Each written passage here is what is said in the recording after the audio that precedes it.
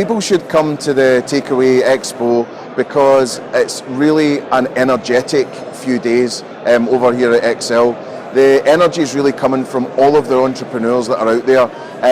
I've never seen such a proactive, aggressive show in terms of people hungry to make new business and make new friends.